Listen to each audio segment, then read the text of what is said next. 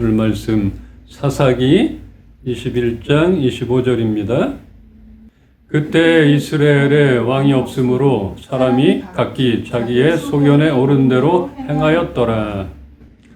어떤 일이나 사물을 살펴보고 가지게 되는 생각이나 의견, 이것이 소견이라 합니다. 사람이 아무리 살펴본들 자신의 짧은 지식이나 경험이 전부일 것이라 그 이상의 것을 기대할 수는 없을 것입니다. 여호수아와 갈렙과 함께 요단을 건너 그 땅에 들어갔던 그 세대들이 다 죽고 약속의 땅 가나안으로 들어가 그 땅에서 살게 된 이스라엘 백성들은 남아있던 족속들을 다 정복하지 못하고 부패와 내부 분열까지 발생하며 그 조상들보다 더 악을 행하고 우상을 숭배하며 가나안 족속들처럼 살아가게 됩니다. 지난번 말씀에서 하나님은 여호수아의 때에 그 땅의 족속들을 다 쓸어버리지 않으시고 남겨두셨음을 보았는데 여호수아가 죽은 후에도 남겨져 있던 이방 민족 그들을 이용해서 조상들이 여호와의 길을 지켰던 것처럼 이들도 그 길을 잘 지킬 것인지 아닌지를 시험하고자 했던 것입니다. 그들의 조상 때는 그래도 모세에게 직접적으로 말씀하셔서 그들에게 율법도 가르치시고 법과 질서를 잡아주시기도 하셨지만 여호수아도 떠나고 그렇게 가르치고 끌어줄 사람이 없었습니다. 이스라엘의 12지파가 각각 땅을 분배받아 그곳을 정복하여 살게 되었는데 더 악을 행하며 우상 숭배를 하며 하나님 말씀으로부터 떠나 자기 소견에 오른 대로 행하게 되는 그런 최악의 시대가 되었던 것입니다. 미국을 보니까 주마다 도시마다 이 법이 다르더라고요. 이쪽에서는 범죄인데 저쪽으로 넘어가면 죄가 되질 않고 이제는 마약에 대해서 관대해지는 그런 주도 늘어났다고 합니다. 태국만 그래도 대만과 이렇게 음식에 넣어서 먹는 것도 합법이라 그래서 주의하라고 모르고 먹어도 그건 죄라고 벌 받는다고 그렇게 하는데 이 겁나는 세상이에요. 이렇게 사람에 의해 법이 다르게 적용되고 있기에 더욱더 혼란스러울 수 있을 것인데 하나님의 법이 사람에 의해 그때그때 다르게 적용되어서는 안 될 것입니다. 이렇게 혼란스럽고 오랜 사사의 시대가 끝나고 이스라엘 백성들은 왕을 세워달라고 요구하게 됩니다. 성경 속에서 자신의 소견에 오른 대로 행했던 인물들이 많이 나오는데 그 대표적 인물이 사울입니다. 우리 말씀 좀 볼까요? 사무엘상 15장 20절, 21절을 한 절씩 보겠습니다. 사울이 사무엘에게 이르되 나는 실로 여호와의 목소리를 청종하여 여호와께서 보내신 길로 가서 아말렉 왕 아각을 끌어왔고 아말렉 사람들을 진멸하였으나 다만 백성이 그 마땅히 멸할 것 중에서 가장 좋은 것으로 길갈에서 당신의 하나님 여호와께 제사하려고 양과 소를 끌어왔나이다 하는지라. 네. 우리가 보기에 너무 아깝고 이것을 하나님께 드리면 더 좋지 않을까 이런 생각으로 이런 판단을 하게 되는 것입니다. 이 사울도 다 진멸하라, 남겨두지 마라 이렇게 분명히 알려주고 명령하셨고 잘 알고 있습니다. 그런데 자신이 보기에 너무 좋아 보이고 이걸 하나님께 드리면 제사로 드리면 좋지 않을까 이런 생각을 갖고 이렇게 판단하게 되는 것들을 이런 것들을 좀 보게 됩니다. 어느 큰 교회 목사가 미국 라스베이거스 카지노에 가서 도박을 한 것이 보도가 되었던 적이 있습니다. 그 목사가 하는 말이 카지노에서 돈을 따서 교회에 헌금하려고 했다. 참 어이가 없죠? 라스베가스까지 가서 그냥 호기심에 한번 하게 되었네요. 죄송합니다. 이렇게 했다면 좀 동정이라도 가지 않았을까 싶은데 이렇게 뻔뻔하게 얘기를 했답니다. 당연히 따기는커녕 교회 돈을 날리고 자기 돈으로 했겠습니까? 교회 돈을 날리고 망신을 당했고 이런 일들이 발생을 했습니다. 그런 것을 하나님이 기뻐 받으실 거라 생각하는 것 자체가 어불성설이죠. 제가 어렸을 때 청년 때까지만 해도 모르겠어요. 목회자분들이 그랬는지는 기억이 나질 않지만 길에서 돈을 줍게 되면 교회에 헌금으로 드려야 한다. 이렇게 어른들이 가르쳤던 그 생각이 나요. 이렇게 중고등학교 시절에 교사들, 집사님들이 교사도 하시고 그랬는데 그때마다 생각에 이렇게 얘기했고 저분은 또 저렇게 얘기하고 다르게 배웠던 생각이 나는데 그때 그랬어요. 길에서 돈을 줍게 되면 교회에 헌금을 드려야 한다. 하나님께 드려야 한다고 선생님들한테 배웠던 기억이 납니다. 하나님이 그런 것을 받고 좋아하실까? 또한 그런 것을 원하실까? 이렇게 생각이 됩니다.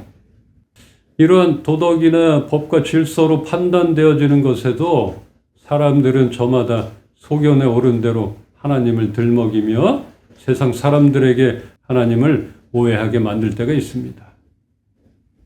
위 9절에서 사울은 하나님께서 가르치시고 말씀하신 것을 듣고 알고 있었던 사람입니다. 그렇지만 주위 사람들의 반응을 보고 자신의 소견에 비춰보니 이렇게 하면 좋겠구나. 이렇게 자신의 교만함이 드러나는 그런 것들을 여러 번 보게 됩니다. 참 이런 죄악을 잘 모르는 것 같아요. 얼마나 하나님 앞에 교만한 죄인지 나의 생각이 앞서는 것. 모르고 했던 것보다는 알고서 그랬다는 그런 교만함이 크게 작용이 되는 것입니다. 사무엘은 사울이 주위 사람이 어떻게 하기를 원하는지 사람의 뜻이 어떻다는 것을 내세워 자신의 불순종을 숨기려 하고 있음을 질타하고 있습니다. 이것은 값비싼 향유옥합을 예수님의 머리에 부었던 여인에게 그 비싼 것을 팔아 가난한 자들에게 나눠주었더라면 더 좋지 않았겠느냐 이렇게 하면서 제자들이 판단을 하는 장면에서도 볼 수 있습니다. 결국은 예수님과 가장 가까이 함께 했던 제자들이었건만 예수님의 때를 알지 못하고 그 돈에 관심이 많았기에 자신들의 소견에 옳은 대로 판단했던 그런 제자들이었던 것을 우리가 보게 됩니다. 정말 가까이에 그렇게 오랜 시간을 함께 있었던 제자들은 그때를 몰랐던 것이 예수님이 어떻게 고난을 받고 어떻게 떠나갈지도 몰랐고 단지 그 돈에 관심이 있고 우리는 이렇게 하나님의 마음을 모를 때가 있는 것입니다. 좋은 짐승들은 하나님께 드리는 제사에 쓰려고 남겨놓았는데 무엇이 문제냐 이렇게 하는 사울은 하나님 말씀에 순종하려는 마음보다는 왕이 되기 전에 그 겸손함이 사라지고 왕인 자신의 생각이 앞서는 그런 교만한 사람이 되었던 것입니다.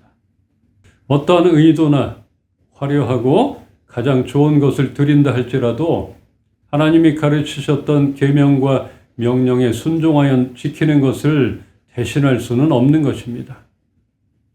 우리가 그렇게 기억하길 바랍니다. 우리도 그런 것 같습니다. 하나님이 말씀을 통하여 가르치시고 원하시는 것을 분명히 알고 있는데 그 말씀을 따르지 않고 우리에게 청지기 같이 맡겨주신 물질과 재정에 대해서도 소홀히 했던 것들, 그런 것들을 보게 됩니다. 우리들 신앙생활과 일상 가운데 진정으로 하나님이 기뻐하시고 원하시는 것을 따라 살아가기를 바랍니다. 잠언 21장 3절로 4절 우리 함께 읽겠습니다. 공의와 정의를 행하는 것은 제사 드리는 것보다 여호와께서 기쁘게 여기시느니라. 눈이 높은 것과 마음이 교만한 것과 악인이 형통한 것은 다 죄니라. 이렇게 우리가 행하는 공의와 정의를 기뻐하시는 분이십니다. 의와 공평을 떠난 제사는 하나님은 원치 않으십니다. 그러므로 하나님께 드려지는 것들은 올바른 삶 자체에서 이루어져야 한다는 것입니다. 그러기에 교회로 달려올 때에 우리가 어떤 자세와 어떤 과정이 있는가 이것도 보게 되는 것이에요. 교회에 늦는다고 그냥 신호를 위반하면서 남들에게 피해를 주거나 남들 차 앞에 딱 막아놓고 예배 드린다고 전화도 안 받고 그 예배를 어떻게 기뻐하실까 이렇게 돌아보면은 알 것이고 오늘 이렇게 말씀하셨어요. 공의와 정의를 행하는 것은 제사 드리는 것보다 여호와께서 기쁘게 여기시느니라. 참 중요한 것입니다. 그러기에 주님께서는 교회에 얼마나 봉사해왔는가, 예배는 빠지지 않았는지, 헌금은 잘 내고 있는지 이런 것보다는 올바르고 의롭게 사는 것을 더욱 기뻐하십니다. 그런 우리의 삶이 하나님께 예배가 되는 것이며 하나님을 기쁘시게 만드는 것입니다. 비록 우리가 많은 것으로 하나님께 드리지 못하고 교회에 열심을 내지 못한다 할지라도 우리는 얼마든지 하나님을 기쁘시게 할 수가 있습니다. 거만함과 교만한 마음, 악인의 형통한 것, 그런 것 모두 하나님의 뜻에 어긋나는 것이니까 부러워할 필요가 없습니다. 레위기에는 정말 세밀하게 제사법을 가르치고 있습니다. 그렇게 참으로 제사 자체도 중요하지만 아무리 제사를 드린다 할지라도 드리는 자의 마음과 그 삶에 구체적인 변화가 없다면 그것은 외식일 뿐이라는 것입니다. 우리는 오늘 하나님이 기뻐하시는 것에 초점을 맞추기를 바랍니다. 우리는 어떠한 상황과 환경에서도 하나님 앞으로 나아가 예배를 드릴 수 있습니다. 간혹 그러잖아요. 네가 무슨 자격으로 예배를 드리냐. 하나님 말씀도 모르고 봉사나 헌금도 안 하면서 예배는 무슨, 네가 아직도 세상 사람들이 하는 거 다 하면서 네가 교회 다닌다고? 이렇게 보는 사람들도 있어요. 우리는 치열하게 세상에서 살면서 그래도 구별되려고 말씀을 따라 살려고 애쓰고 그렇게 하나님 앞으로 애통하는 마음으로 나와서 나를 기다리시며 나를 만나기를 기뻐하시는 하나님과 우리도 기쁨으로 만나야 할 것입니다. 그렇게 만나는 것이 중요합니다. 이것만큼은 양보할 수가 없는 것입니다. 그래서 주의를 지키는 것 참으로 중요합니다. 그러나 지키지 못하는 상황들, 이럴 때에도 하나님 앞으로 나가는 것, 어느 곳에 있든지 하나님을 만나는 것은 삶 가운데 하나님의 성품이 드러나지 않는 그런 사람보다 100배, 1000배는 하나님이 기뻐하실 것입니다. 그래서 어느 곳에 있든지 하나님을 만나길 소망합니다. 이렇게 사무엘이 사울을 지적한 것을 보면 사람이 자신을 하나님보다 더 높이고 자신의 목적을 위해서 하나님을 이용하게 되는 경우에는 제사, 곧 예배가 우상 숭배로 된다는 것입니다. 이렇게 거역하는 사울의 행동은 점치는 죄와 같다 했는데 사울이 한번 들어선 길로 계속 가게 될 것을 사무엘은 예언하듯 앞으로 계속적으로 변질되어가는 사울의 모습으로 인하여 하나님과의 관계가 끊어져 왕권을 유지하지도 못하게 됩니다. 작은 것에 열어줬던 그 틈을 타서 계속적으로 변질되어져가는 그런 모습을 우리는 보게 되고 사울을 통해서 배우게 되는 것입니다. 주일마다 교회에서 수많은 교인들이 예배를 드리고 있습니다. 이렇게 예배를 드리고 있는데 우리도 예배에 참여했다는 것만으로 끝나서는 안 될 것입니다. 그렇게 드리는 예배로 인하여 하나님 말씀에 순종하는 마음을 갖고 우리의 삶 속에서 적용해 나가는 것이 필요합니다. 이렇게 볼 때 사울의 제사는 순종이라는 내용은 상실한 채 형식에만 집착한 어리석은 것이었습니다. 사무엘이 사울에게 말하고 있는 순종이 제사보다 낫다는 교훈은 우리가 드려야 할 합당한 예배의 자세를 제시해 줍니다. 이제 말씀을 정리하겠습니다. 마태복음 9장 12절로 13절. 예수께서 들으시고 이르시되 건강한 자에게는 의사가 쓸데없고 병든 자에게라야 쓸데있느니라. 너희는 가서 내가 긍휼을 원하고 제사를 원하지 아니하노라 하신 뜻이 무엇인지 배우라. 나는 의인을 부르러 온 것이 아니요 죄인을 부르러 왔노라 하시니라. 아멘. 예수님께서 외식하는 바리새인들에게 말씀하신 것입니다. 진정한 예배는 외적 형식보다는 내적 중심이 겸비된 것이어야 합니다. 병든 자들이 의사를 찾는 것이 당연하며 그러므로 부족하고 병든 우리를 기다리시는 하나님이심을 알기를 바랍니다. 그런 사람들을 하나님이 만나길 원하시는 것이에요. 내가 건강할 때 교회를 가겠다. 내가 세상적인 거 다 끊었을 때 가겠다. 이것은 잘못된 생각이고 그렇게 배웠다면 잘못된 가르침인 것이에요.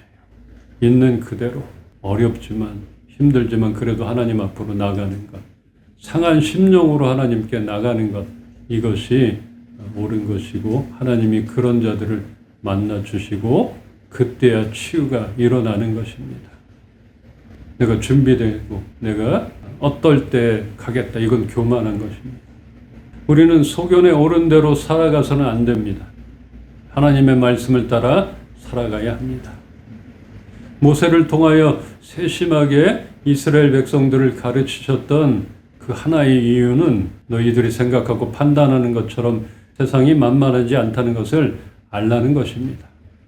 조금만 틈을 보이고 열어주게 되면 가나안 땅에 이미 자리 잡고 왕 노릇하고 있던 그런 악한 것들이 물밀듯이 밀고 들어올 것이니까 너희들 판단에 따라 살지 말고 내가 가르쳐준 율법을 잊지 않고 잘 지키며 살면 그것이 너희를 지켜줄 것이라는 그런 말씀인 것입니다. 오늘 본문, 그때에 이스라엘의 왕이 없으므로 사람이 각기 자기의 소견에 옳은 대로 행하였더라. 이스라엘을 택하시고 사랑하시고 수없이 가르치시고 말씀하셨음에도 결국은 하나님만으로는 살아갈 수가 없으니까 우리가 의지하고 우리를 끌어줄 왕을 구하는 이 백성들을 보며 우리도 하나님만으로는 살아갈 수가 없습니다. 내가 무엇이 필요한지 하나님 아시지 않습니까? 그것 좀 주세요. 이렇게 하나님의 마음을 아프게 하지는 않고 있는지 돌아봐야 할 것입니다. 세상을 볼 때 우리는 죄인의 형통한 모습이 왕처럼 보여지기도 하고 그것이 없는 우리는 또 좌절을 맛보게 됩니다. 그래도 우리는 하나님을 신뢰합시다. 세상의 어떠한 것보다 우리에게 참다운 왕 되신 그 하나님을 끈기 있게 기다려 마침내 의인으로서 형통하게 되기를 주님의 이름으로 축원합니다.